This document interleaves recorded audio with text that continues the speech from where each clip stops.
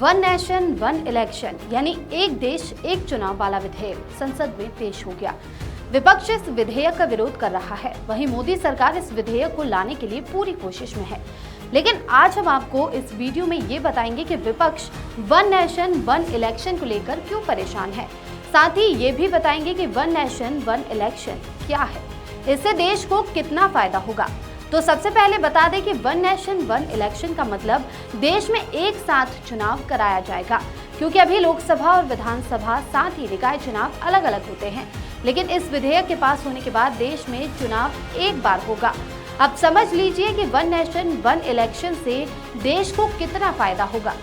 तो अगर पूरे देश में एक साथ चुनाव होते हैं तो इसमें केंद्र के राजकोष की बचत होगी, क्योंकि हर 5 साल में लोकसभा चुनाव के साथ विधानसभा चुनावों का भी आयोजन किया जाता है। वहीं देश में हर साल अलग अलग समय पर विधानसभा चुनाव होते हैं, जिसकी जिम्मेदारी भारतीय निर्वाचन आयोग की होती है। साथ ही ये भी समझ लीजिए कि कैसे राजकोष की बचत होगी। तो सीधी बात है कि जितनी बार चुनाव होंगे उतनी बार फोर्स तैनात होगी, निर्वाचन अधिकारियों की ड्यूटी लगेगी, उनके सरकारी काम में भी व्यवधान होता है।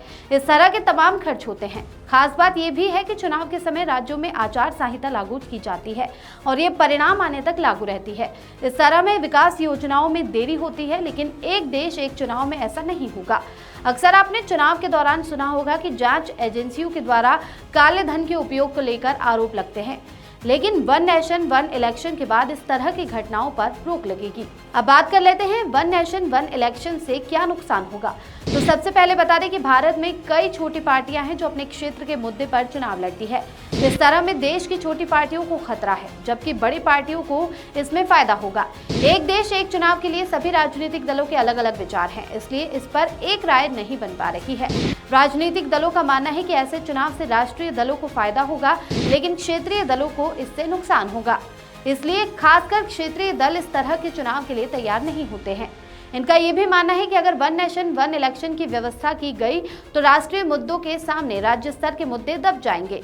इससे राज्यों का विकास प्रभावित होगा।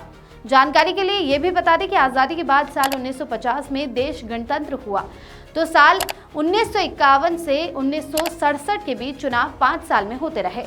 तब लोकसभा के साथ विधानसभा के चुनाव हो रहे थे। साल 1952, 1957, 1962 और 1967 में एक साथ ही चुनाव कराए गए। इसके बाद कुछ राज्यों का पुनर्गठन हुआ और कुछ नए राज्य बनाए गए। इसके साथ ही अलग अलग समय पर चुनाव होने लगे।